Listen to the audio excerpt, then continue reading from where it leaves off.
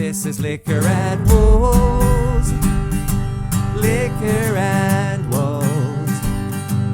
Secrets and dope and music and reactions. Liquor and Wolves. I said Liquor and Wolves. Liquor and Wolves. Liquor and Wolves. Liquor and Wolves. Secrets and dope and a German talking bullshit. Liquor and Wolves. Fuck. Welcome, ladies and gentlemen. And we're live again. Good evening, ladies and gentlemen. Boys and girls from all over the world. How are we feeling tonight? This is Liquor and Wolves. I'm Rob, and you guys are the best for being here. Yet again, thank you very much for chilling with me tonight. Yeah, man, a bunch of things have happened.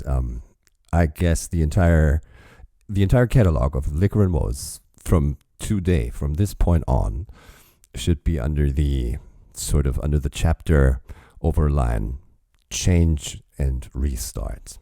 Bunch of shit's happened in my personal life. Not going to go into this like super deep, but what I've done is, and most of y'all that have been following this channel know about this. I was a creative director in advertising, very successful one. 20 years in the largest and most creative award-wise agency in Europe at JVM, and then another 6 at DDB International, which is kind of the biggest agency in the world, considering the network. Anyways, it is the one thing I'm good at: creative storytelling and selling you a product or whatever item you don't actually really need. And it was bad for the karma altogether, and I always knew it. But what I didn't really recognize until lately, it also takes a big ass toll on your health. At least in this top notch of doing it, marketing, it takes a toll on your body and on your soul too, on your family life, on your personal life, on everything. So I decided I'm out. And today is February 3rd or 2nd or 3rd? No, it's 3rd already. And February 1st, day before yesterday, I did start into my restart or new start or whatever you want to call it. I am now going into a 45. Yeah, just 1 week ago turned 45. At 45 years of age, starting a second education to be a carpenter. And Tischler, as we say here in Germany. It's something that I've always been passionate about. Been building skateboard ramps. Like, my grandpa was a master fucking carpenter. And I've been at the fucking bandsaw, the table saw, and everything, like from the age of 5, 6 or something. And it's always been a part of my life. DIY style, yes, but yeah, I'm now going into that, and I'm super excited about it. Looking forward to it, like, to the max. And funny enough, who else is doing this with me? My best friend, my fucking confidant, my best man. I'm his best man at our respective weddings. Known each other for 40 years, since we've been 5 years old. Flo, he was on the show. He is my fucking soulmate. He is the best person in the world and will forever be. And we're doing this together. He is also doing this restart. So there's these two old fucks that are now going back to school and starting a second education to be carpenters. So that's the main reason for my 3-month absence from this entire game.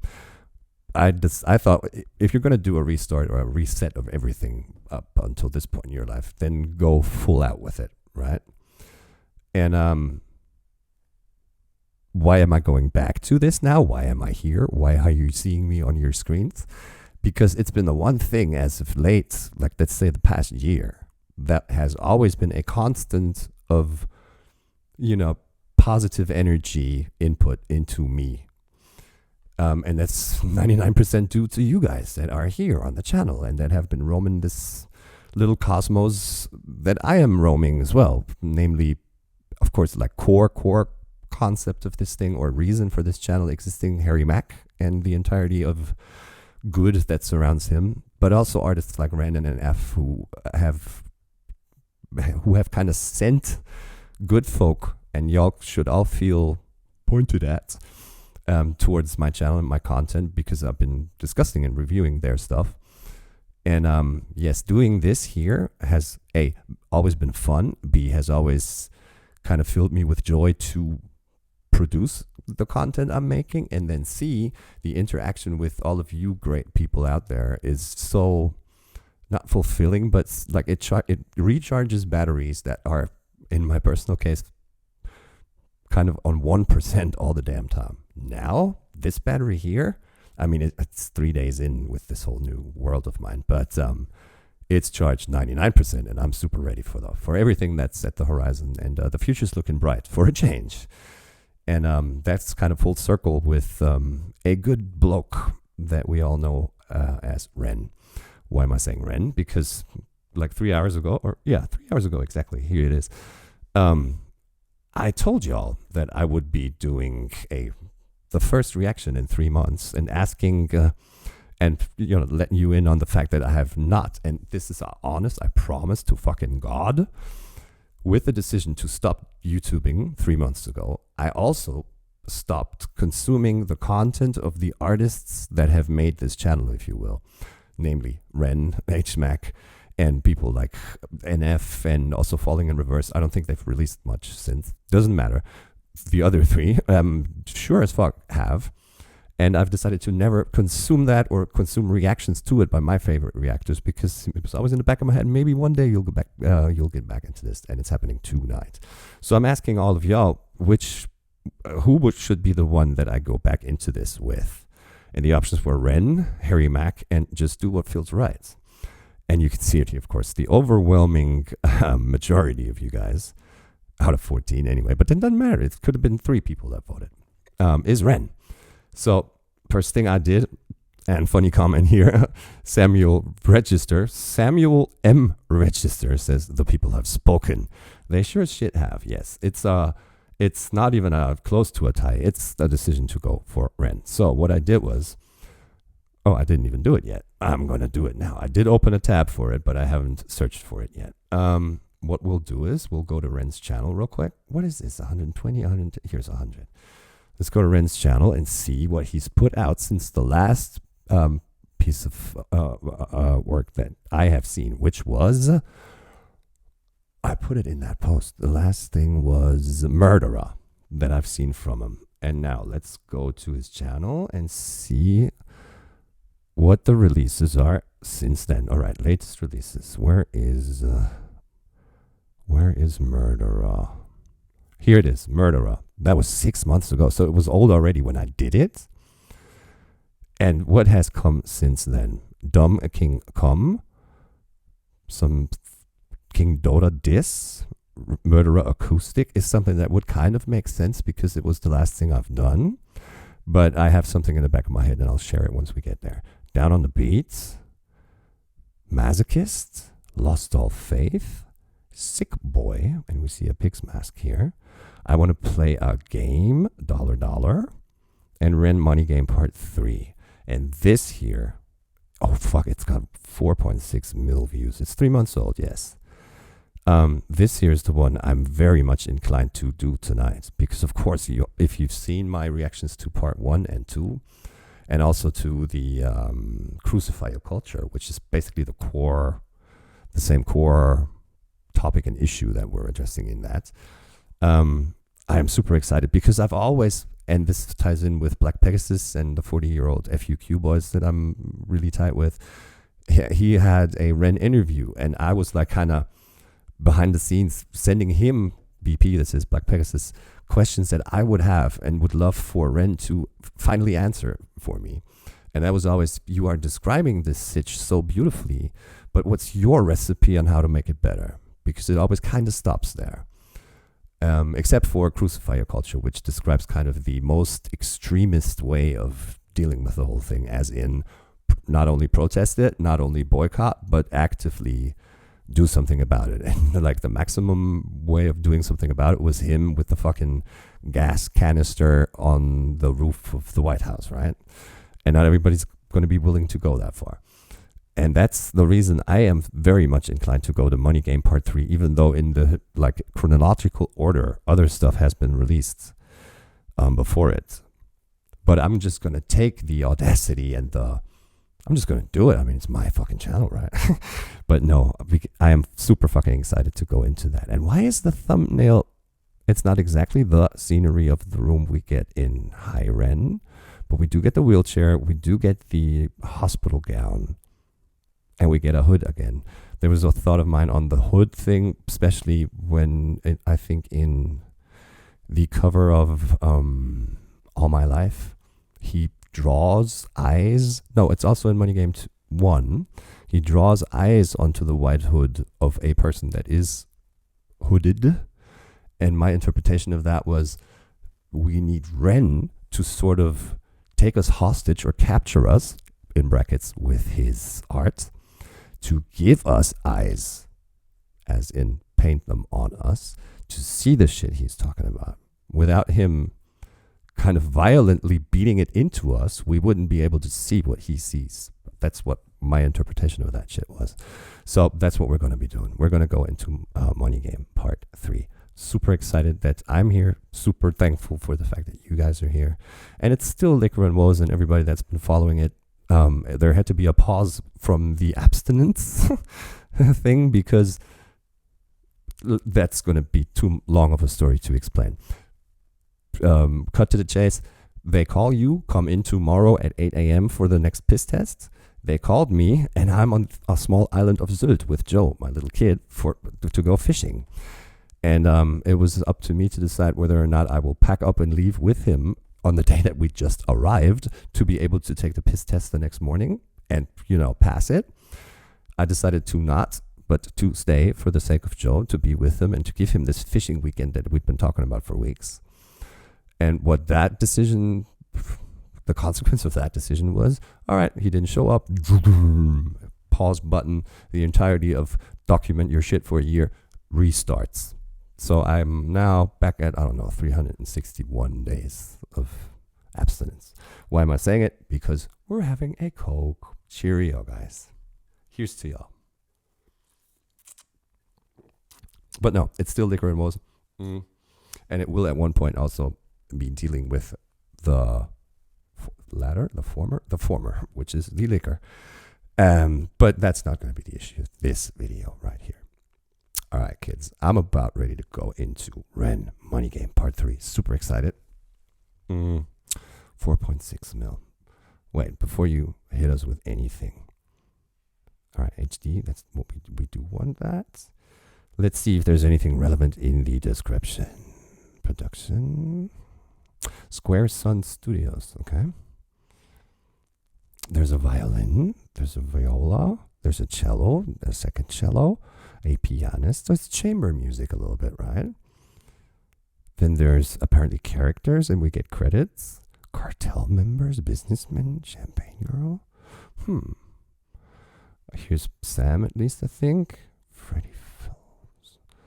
Then a bunch of credits for the people involved in the music video, which I think is going to be a performance again, as always. Links to all kinds of other pieces from him. And a Noxil comment, leaving a comment for the algorithm. This is a masterpiece. Let's go ahead and like Nox's comment over here, because Nox is a fucking great ass guy. By the way, Nox, you're not going to see this, but shit, why don't you answer your fucking email, man? We had this back and forth on Nox once is looking for a booker to book shows in Europe per se, but I mean, me being in Germany and being German, for how about German show booking? And I spoke to a couple of people that I know put together hip-hop shows here and pitched it to him. Heard back from him once, but not ever since then. But doesn't matter. I guess he's got like a trillion emails every day. Right, nothing relevant for us here in the description.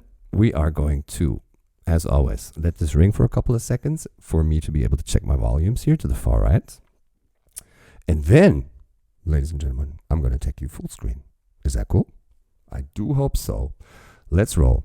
Money Game Part 3. I'm ready. Let's roll.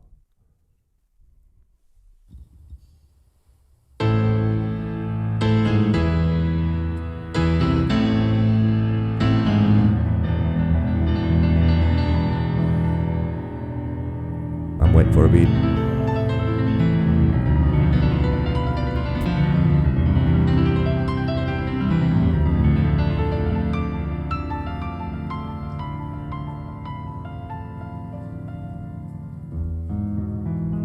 Steinway. Is that a Steinway? Wait. Okay, sorry for not being full screen. I didn't know it was going to be an entirely piano-only intro. But no, it's a Yamaha. Here, the lettering on the grand piano here. Because my father-in-law, Hardy, he has been a piano builder at a little firm called Steinway Pianos for his entire life. And he's just now recently been, what do you call it when you go into retirement. So I thought it would be fun if that was a piano that my father-in-law may have had a say in. But yeah, let's roll the fucking over. All right, let's play the piano and then over grip and have this hand go over here to play the high notes because we need this to stay in the chords of it. Talented piano playing. Where is the piano player here? Second pianist, Charlie. Second, probably meaning this could be Ren. But I'm talking too much. Let us go.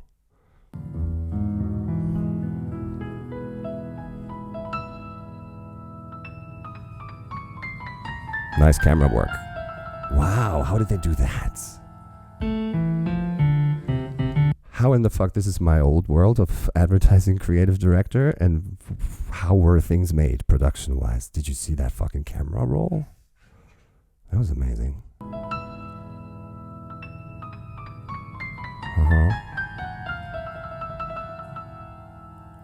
Awesome.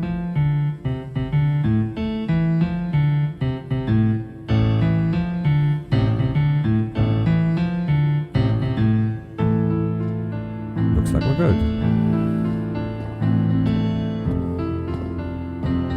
Got a noose? Both got nooses. That's Ren, it was sitting.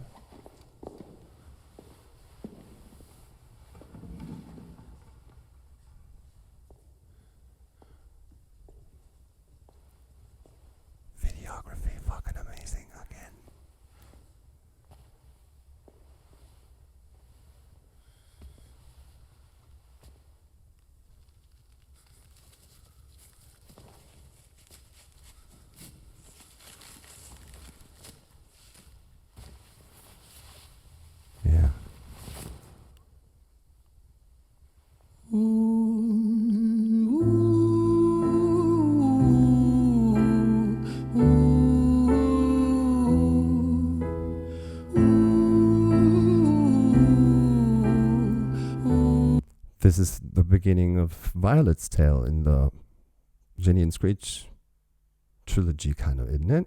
Where he sits confused on the hospital bed in the hospital gown. And what's this room? Everything's kind of, there's nuts and bolts and like a metal sheets. First I was like, are we in a damn submarine? But the floor doesn't make any sense for that. But this is atmospherically chapter 3 of Jenny and Screech, which is Violet's tale, where he does that in the hospital room. Fuck.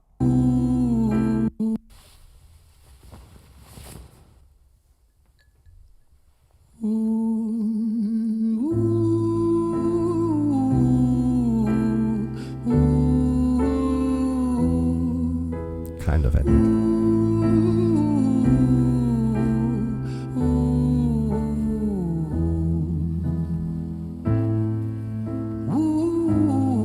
Not anymore now.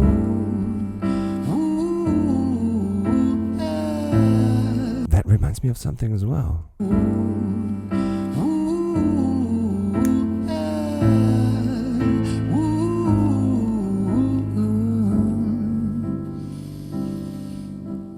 Let me tell you a story about a boy named Jimmy. 1 year old and his first words were mine, gimme. 2 years old he was walking, 3 years old walking. Sorry, we'll go back.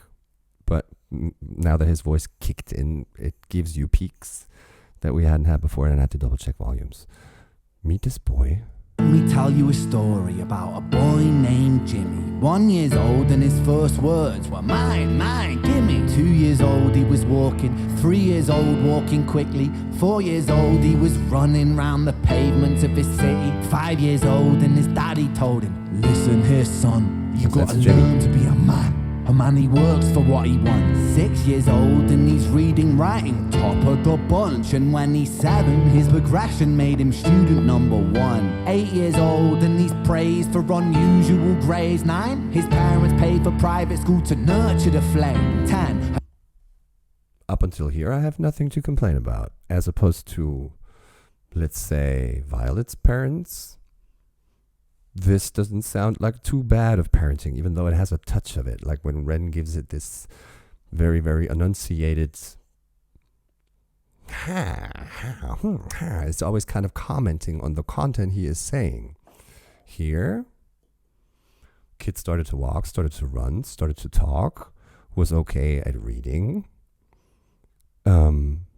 Dad takes him aside to let him know the fact that not only a man, any living and breathing entity has to work for what they want to get to, right? So I'm thinking the whole very, very enunciated and sophisticated and let's make sure everybody understands every letter of the word I'm saying was, at least in my perception, always something that he utilizes and instrumentizes to give more impact to the content or kind of comment on the content he is saying, like the whole hallelujah thing, you know? So I'm wondering, is he in disapproval of what he is saying? Because I'm not finding anything bad as of now anyway. Let's go. 6 years old and he's reading, writing, top of the bunch. And when he's 7, his progression made him student number 1. 8 years old and he's praised for unusual grades. 9, his parents paid for private school to nurture the flame. 10, 11, 12, 13, he ascends and ascends. His daddy tells him, son, money is the means to all ends. Here's where the negative is being called by its name, right? So dad's kind of the influence behind, welcome to my world, behind a capitalist way of thinking, behind, you know, why do we have this elbow-driven society, like, get what's yours and everything. Yeah, I mean, that's how it functions. And if you're unsatisfied and unhappy with it, do something about it. Or raise your kids differently. But what I'm getting at, Jimmy, it has little Jimmy here that Ren talks about. He goes through a list of 1 to, like, in the years of Jimmy being on this earth. 1, 2 years old, he does this. 3 years old, he does that. 4 years old, he does that. And that, again, reminds me of a format which we heard in Crucify Your Culture, which was steps then. And it was kind of the instruction manual on how to be a capitalist leader and big fish in the pond of this world out here, right? And he's kind of doing this here too. He's counting down years in which such and such happens, and there was like step 1, create a sense of terror, and step 5, mute the free press and all this shit. I think that's kind of what he's getting at here too. And things are getting negative because dad is the influence behind this kid being greedy and being probably a suit without remorse and without a conscience.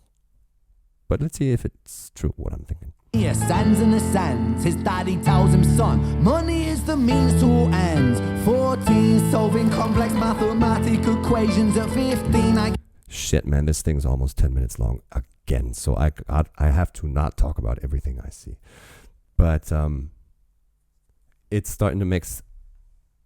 Sorry, I didn't clean this table before shooting. I'm fucking sorry. It's starting to appear to me as if this is going to be sort of a, let's reveal what hasn't made sense to you guys yet. There was bits and pieces in all kinds of videos that just stand alone and taken by themselves didn't really, not with me anyway, click. And this could be the idea behind this. This is my roundup of everything that's happened before, and things will start to make sense now. See what I'm saying? I guess he is going to tell us part of the problem of the money game we are facing, and it's facts, we are facing it. We do have a money problem as humanity, or Western society, if you will. And Ren is given us his take on why it is the way that it is. Because part of it is, of course, you are being brought up and raised to be, I called it a well-greased gear in this machinery, or a well-oiled gear, and playing along and, making sure this machinery functions without actively thinking about, oh shit, I gotta go buy some shit. But no, you let us advertisers tell you you have to, and blah, blah, blah, blah, blah. And step before that is, of course, you are being raised into being a part of this society that we have, which makes sense. You don't want to raise like an outlaw, but you could, as a parent, and while you still have some sort of influence on the next generation, kind of plant the seed of what's going on here these days isn't cool. So I'm gonna need you to be, son, in this case, I'm gonna need you to be a free thinker and somebody that questions. But he's depicting all right, here's the next little capitalist screw gear grind that's going to help this machinery continue to move. All right, let's go. Ends 14, solving complex mathematical equations at 15, IQ 150, still elevating. 16, he develops complex software code that detects weaknesses in cybersecurity protocols. 17, and he sells his vision, keeping the share. Not yet an adult, but again, you could frown upon what he's depicting, but you don't always have karma in the back of your head. By writing this genius and revolutionary line of code, or by developing this new genius revolutionary app, or by creating a whatever system that solidifies the given situation, capitalism, and helps it grow and flourish and lowers hurdles that still are in existence for it to flourish all the way to the max. But the person that's doing this actively, the guy sitting at the computer writing those lines of code, is probably not thinking, yeah, let's help the fucking gray men out there and their higher purpose that they're following. I think he is looking to kick up his feet in the Bahamas, right? And by creating this one piece, it could be a code, it could be a backend, it could be a system, it could be whichever. I don't think people are striving for it. Let's support and solidify the state of the world by adding to the money game. I think each individual that sits there, writes or develops or even shapes with hands, has their own fucking agenda in mind, which is, I want to be retired at 27, and when I sell this fucking program for, let's say, 25 mil, I am going to be in the Bahamas with my feet up. And how can you really hate on that? Yes, it's going to add to the situation everybody else is in, but they're not doing it for that, with that in mind, right? And I can't really blame my 10-year-old for striving to be a super successful YouTuber one day. I may hate the fact that he's striving to be that, but he's not doing it because he wants to contribute to the evil forces. He's doing it for his fucking own agenda, which is, I want to be known on the fucking schoolyard. I want to be the man, right? And that's why I picked up a guitar. It's not the only reason, but why you stick with it and why you try to be good at something is usually for your own agenda. I want to be a great football player and make millions with it. I want to be a gamer. I want to be this. Yeah, and for me, my motivation was, I want to be on that stage and get every chick in the room. Kind of worked. Not always. All right, let's fucking get back to this. I'm sorry. 17 and he sells his vision, keeping the share. Not yet an adult, but he's practically a millionaire. 18 and his daddy tells him, now you're a man. This world don't give a damn about you, so take all that you can. 9. Facts. I tell my kid that too. And it should be the narrative should be, this world is fucked. Help make it better. But yeah, what we do is, it's a tough ass world, in brackets. It's a fucked up world. So be a goddamn fucking straight up stand up man and fight for what's yours. It's true, but you know, again, what's the alternative? What should be done? Raise silent kids? You know, they don't actively do anything for themselves, but they actually don't do anything, really. They're not going to stand up and revolt if you raise them to be just, keep your voice down, just roll with it. I'm not sure. Now you're a man, this world don't give a damn about you, so take all that you can. 19, he turns a profit, stocks and shares, invest in product. 20, double down deposits. 21, his income rockets. 22, he learns that truth is just an obstacle to wealth. If you manipulate the data, then the lie will sell itself. 23, a life of luxury, crystal. He's still counting. Dude's 23 now, right? Millionaire practically. Now actually in factually millionaire. And the music changed towards this. It was a little cabaret-esque piano theme there. And he's strolling over this stage, whatever it is, well, through the scenery that he's created. And really just sort of nonchalantly commenting while he's telling the story with his expressions and his, now you're a man. Of course, it has a stance behind it. He's not only saying the line that he wrote down on a piece of paper, now you are a man, but how he says it and the facial expression he gives us, now you're a man, of course means, and us as the audience, we understand, Ren doesn't like the fact that it happened, that this was being said. Am I wrong? It's weird, kind of, right?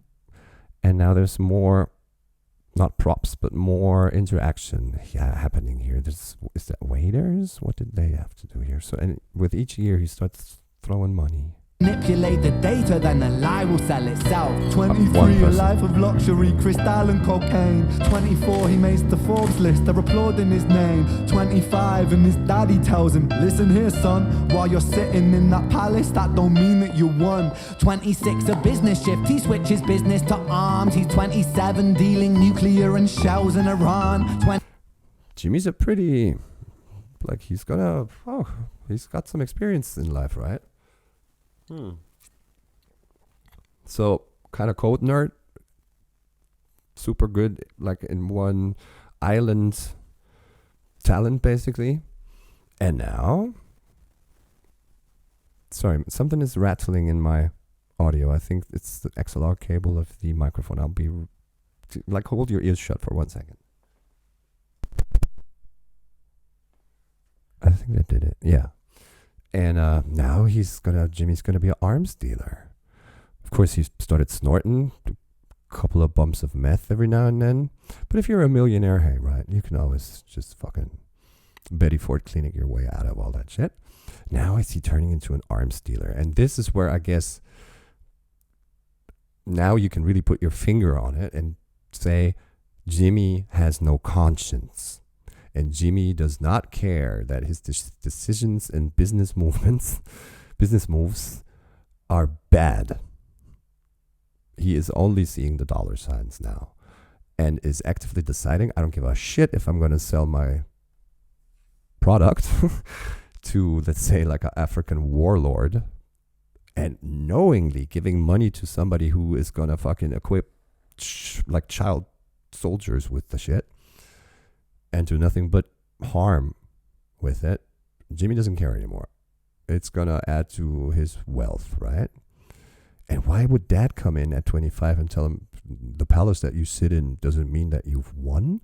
Is dad all of a sudden not anymore, go for it, be all you can be, and if you don't, everybody else is going to overtake you and kick down onto you?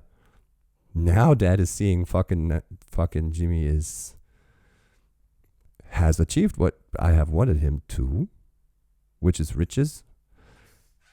But he has forgotten that because you, dad, motherfucker, haven't planted it in him, he has forgotten that there is also like a moral code that should be in existence, right? It could be that. But let's fucking go.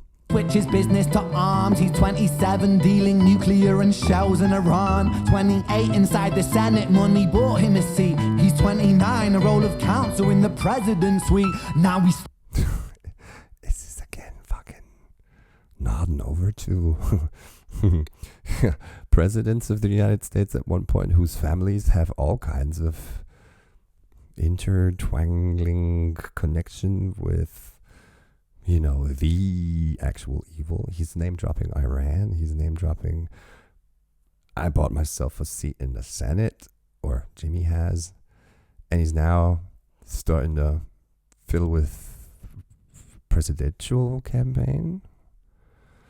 Because he has put his finger on Trump. He has talked about Bush. He has talked about Obama. He bought him a seat. He's 29, a role of counsel in the president's suite. Now he's 30. His daddy says you're losing the race. You're just a servant to the king, not even in second place. 31. No, I was wrong. Dad is not trying to pull the emergency brake. Realizing that son, yes, has made the most of what he was capable of. But it's taken a dark turn now. Dad is encouraging it. He's like, they're still keeping you down. No one's giving you the amount of credit that you should have. You're still being played as a puppet of theirs. Regardless of the millions you've made and the fucking mansions and shit that you own. So Dad continues to be this fucking negative driving force in our perception of what's good and what's bad here, right?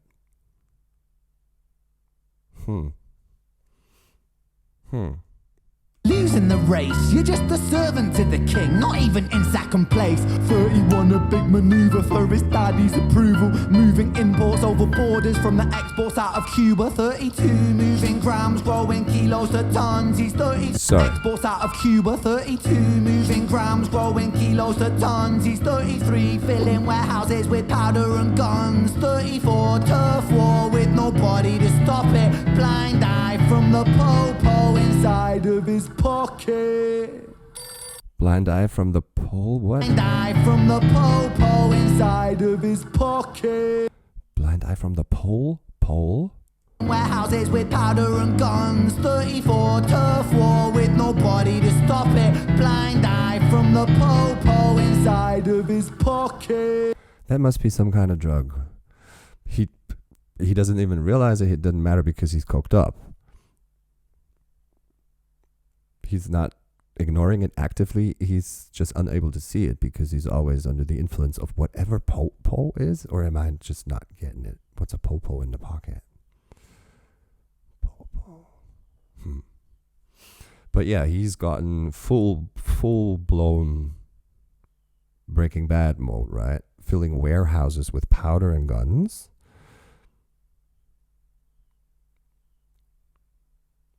And all kinds of shit's happening around it, and he's just oblivious to it because what do I care, right? I got my shit, and I'm always on something, so.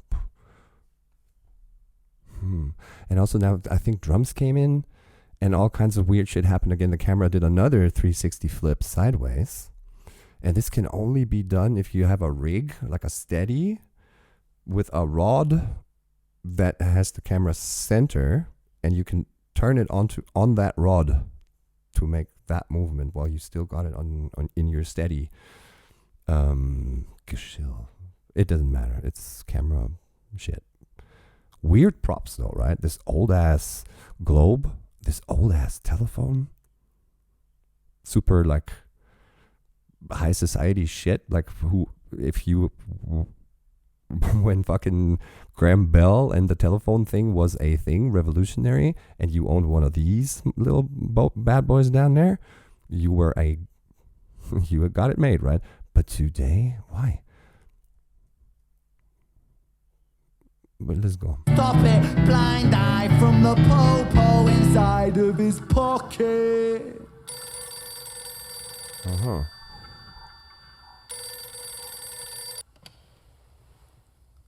35. He gets the call. I'm sorry, son, but it's your father. Had a heart attack. I'm sorry, he's gone. 36, getting pissed off, abusing his product. 37, eyes glazed, disposition demonic. 38, with a prostitute, a moment of passion. Heating up a silver spoon and then chasing the dragon. 39, getting reckless and hungry for power. Daddy's words are still driving him to kill and devour. Makes a move against the cartel, but the strategy's flawed. They retaliate and leave him in a hospital ward. A bullet buried in his vertebra and one in his leg. The doctor sighs and says, I don't think you'll be walking again.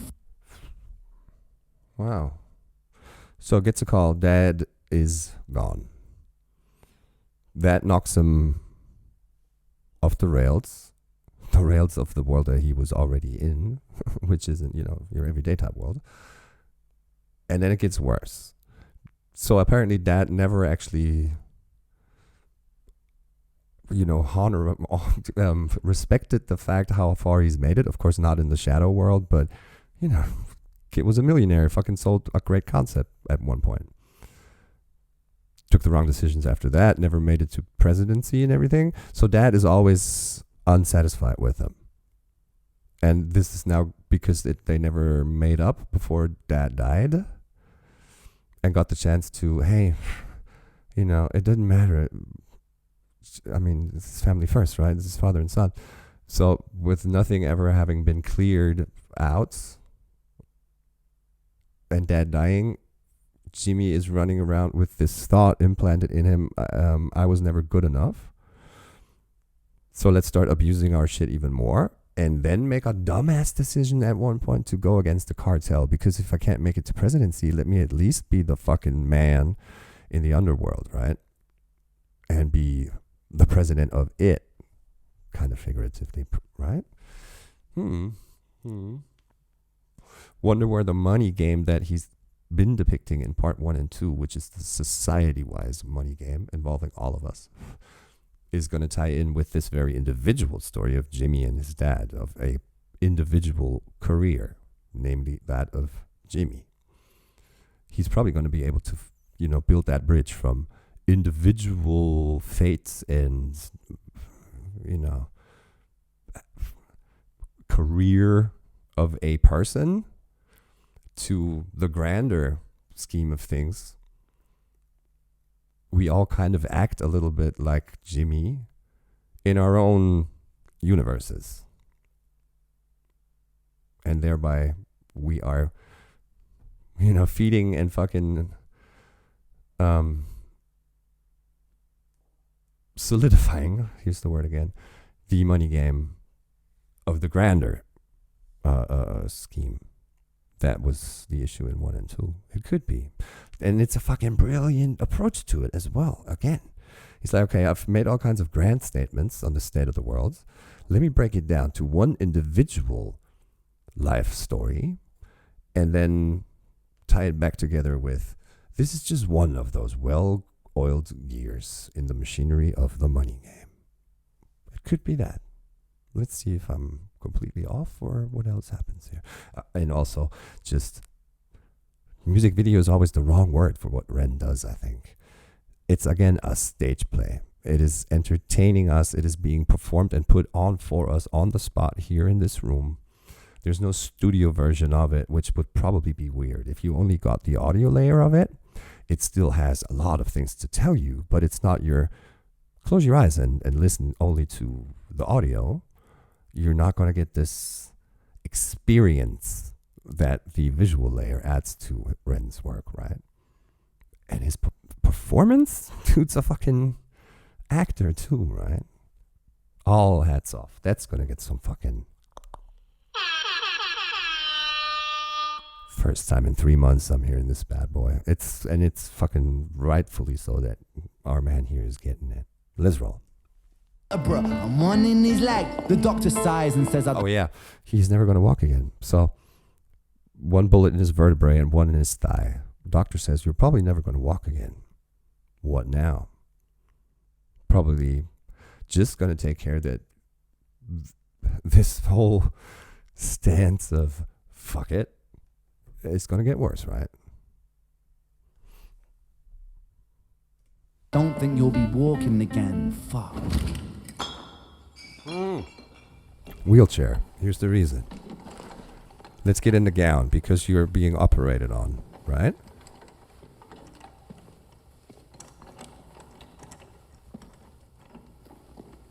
Different wheelchair, by the way.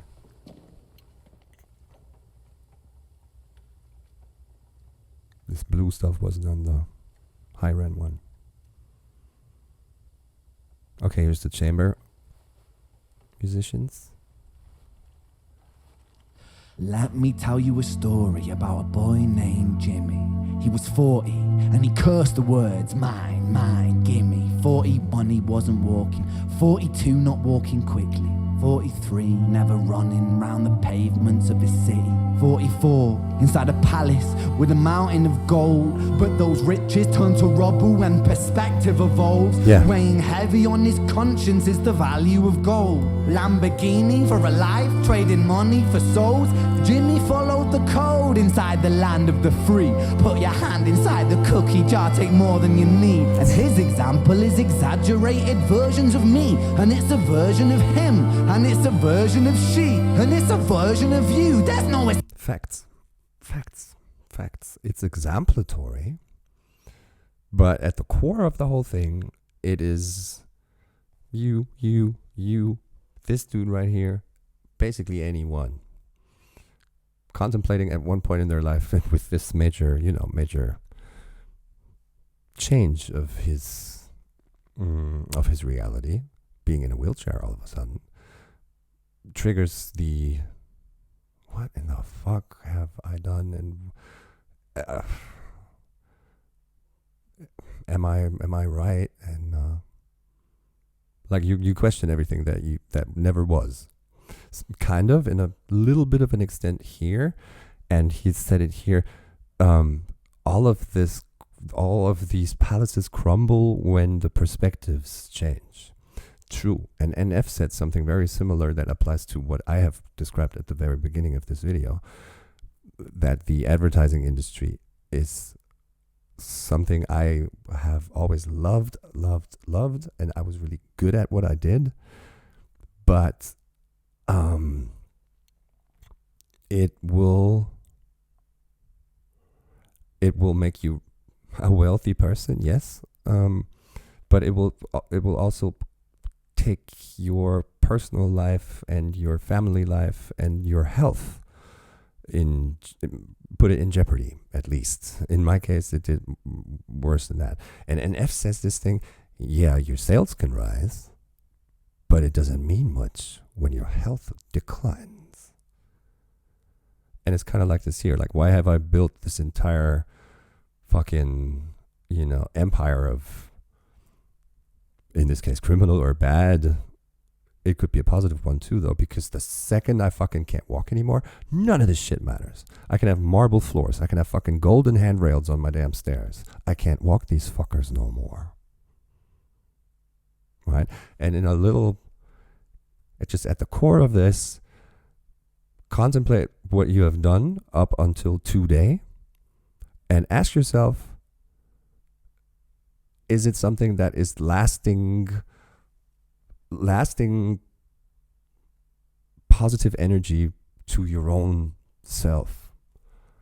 I don't know, the person that's been, a fisherman all his years, all of his life, he can sit there when, like, something, please, I hope it doesn't, but if he has a car accident and I can't walk anymore, is he going to sit there and be like, fuck, I threw the first 35 years of my life away being a fisherman? I don't think so. But everybody that has kind of a little bit of a weight on their soul over the things that they've done is gonna go through exactly that. And I have just recently. It's brilliant. And this whole, like, this chamber music that accompanies this, of course, that's why it happens in just about every film score. As soon as you get the fucking strings, it's usually catharsis, or at least,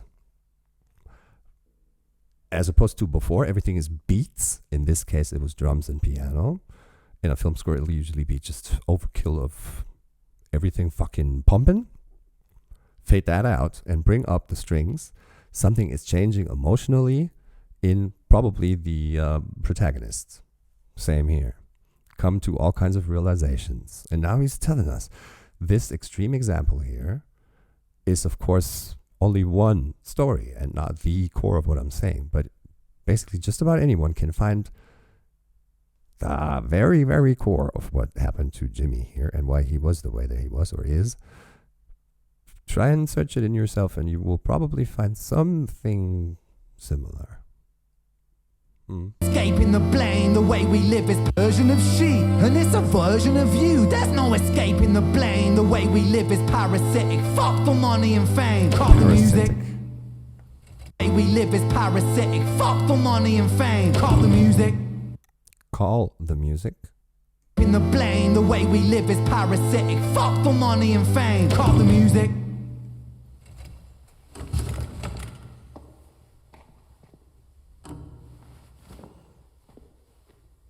This isn't entertainment. This is real life.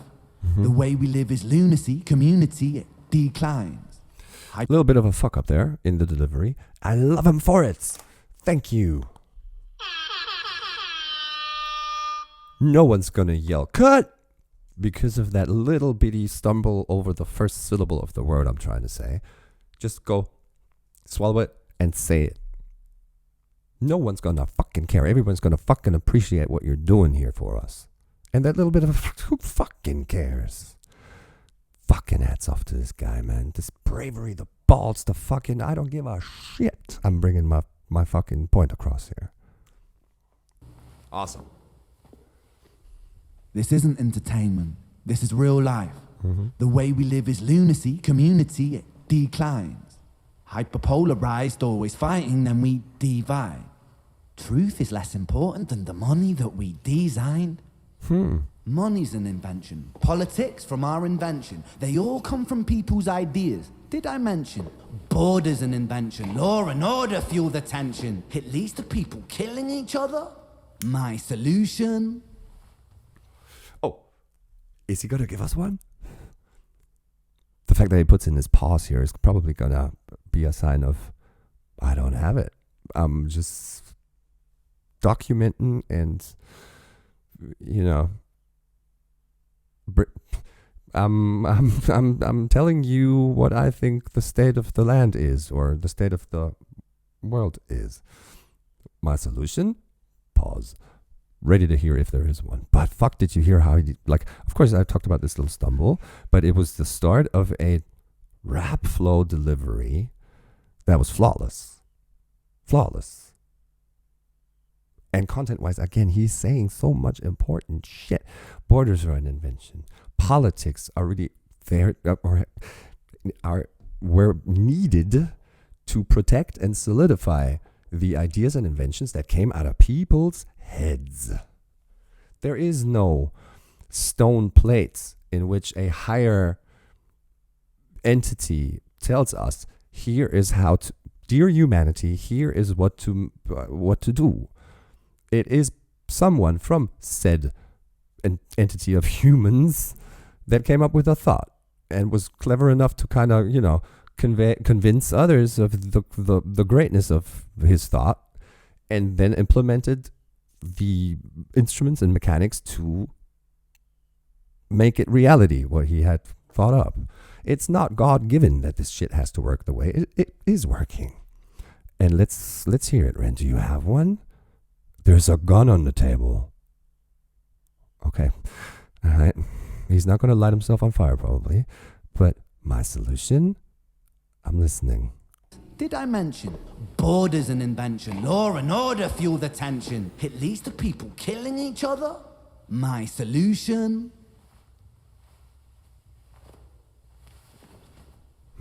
Blank.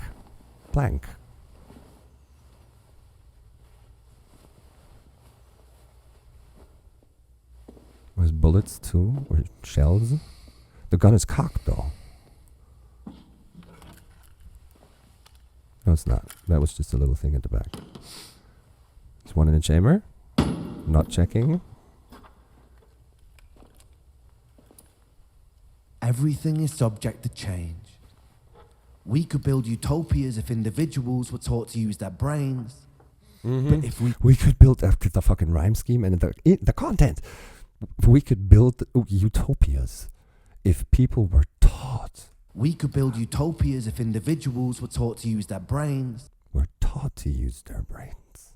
They're not. They're being taught to either, like fucking Jim's dad here, who decides to teach his son the elbow way of life and get ahead at all costs and use your brain in that matter only. How can we maximize profit? How can you get to the top? But everything else that one could be contemplating in the world, forget it. Yeah, we could build utopias. We could make a utopia reality if we all were capable of just thinking things through. Because the first step of getting towards a utopia is to realize the fact that the state that everything is in today is fucking wrong and needs to be changed. But no one really does. We just take it and go with it. Well-oiled gears, right? We could build utopias if individuals were taught to use their brains. But if we teach kids in schools to always be sheep and put themselves before the herd if there's more money for me, yeah, then there's no future I see where the humans survive with parasites inside a petri dish with cannibal minds. Mold will grow upon the surface and consumes till it dies. And our fate could be the same without this story to the wise. That's facts. Oh God, man. It's very pessimistic of an outlook, but true. We're in a petri dish. Who's put us there? Whose lab is this all happening in, though, right? In the image that he painted here. Because it's kind of given the impression that we are just the puppets or the test guinea pigs, the bacteria in a petri dish, which always implies that there is something above everything that has put us there. Because we weren't born into a petri dish, right? Weird. Taking this shit too far. Let's go. Till it dies. And our fate could be the same without this story to the wise. Truth. He is saying, yes, I am putting a creative product out that is going to reach a bunch of people that have followed my individual world and my string of thought. But is this going to reach my dad? Is this going to reach 8 billion fucking, No, it's not. So he's saying, regardless of whether or not I make this song, this video, this creative product that I'm making here, it's not going to change the whole thing. But what you can and should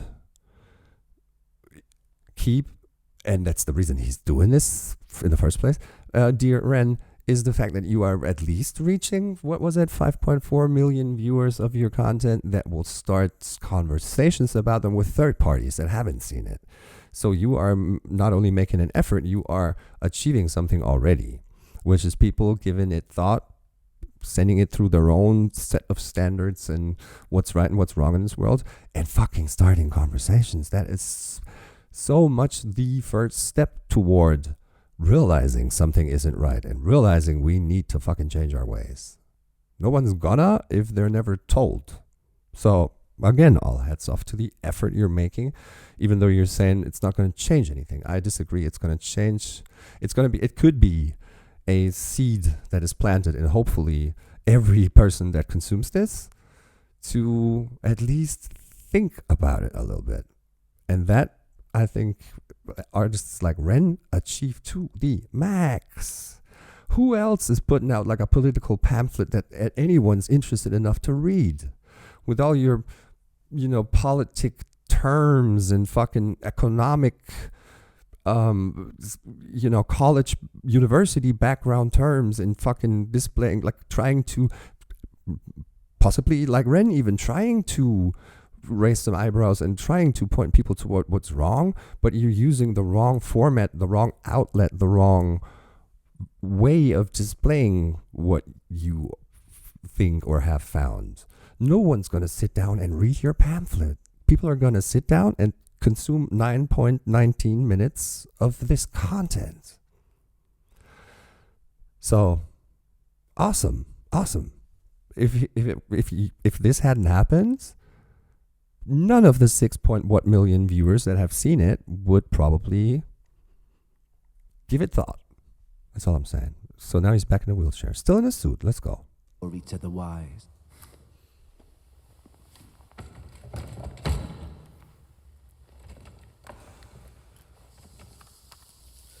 Oh. 45. Jimmy comes home out of the rain, soaking wet upon a wheelchair, drinking again. He is everything he wants. He is fortune and fame. He's a fortunate fool with an unfortunate fate. With a 45 caliber aimed at his brain. 45 a fitting number cause his age is the same. Here's the words of his father. It's such a damn shame. What is? Then he presses on the trigger of a money game.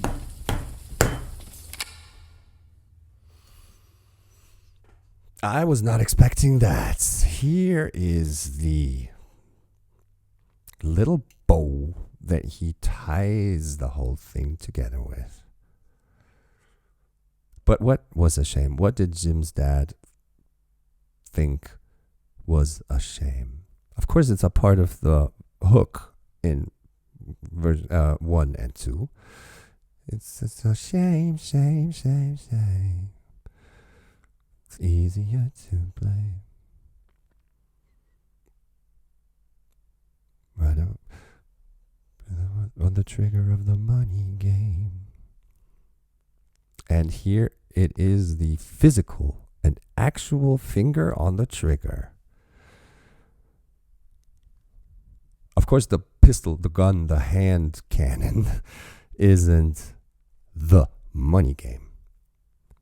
Because he's saying you got your finger on the trigger of the money game. But no, he's not personifying the weapon as the, or objectifying the weapon as the money game. But the money game, it's kind of like the gun is sort of like one of the physical appearances the money game can come as. Me executing my opponent in the drug lord war. In that case, I decide to kill him because I want to be on the top. In that case, the gun is the physical representation of the money game. And my thoughts and my greed and my decision to, in order to be at the top, I have to kill whoever, Pablo. That's what makes this piece of steel a personification or objectification of the money game. Pocket sheds.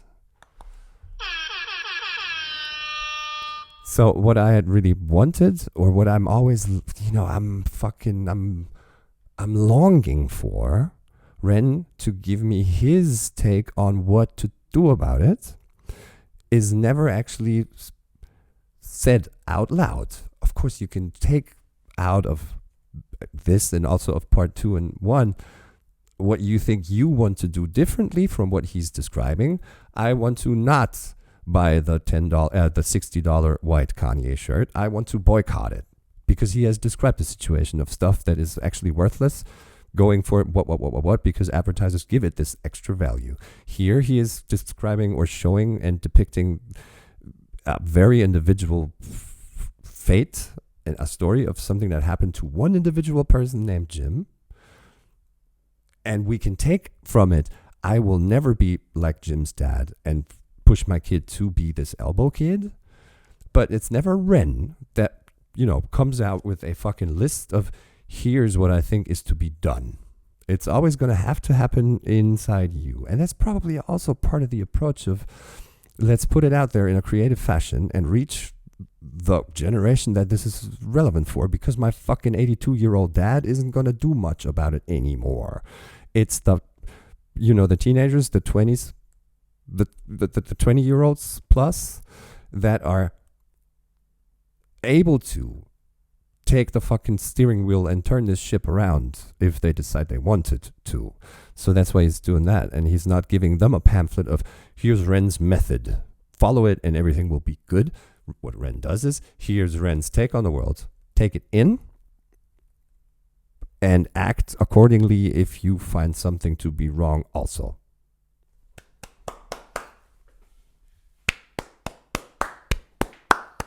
Applause. Applause, my man. Applause. Wonder why in the thumbnail you are in the goddamn hospital gown. But there's 13 seconds left. Let's see if something else happens. The money game.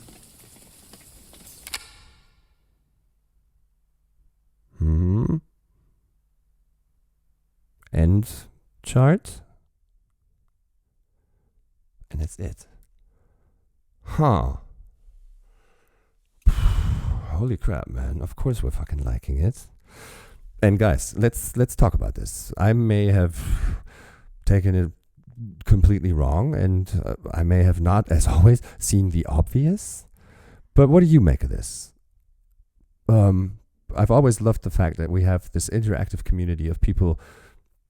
They might actually be completely disagreeing with me, but they're never going to say, hey, dude, you're just fucking too dumb to fucking get it. Here it is. What they'll do is they'll tell me, I see what you're saying, if they do.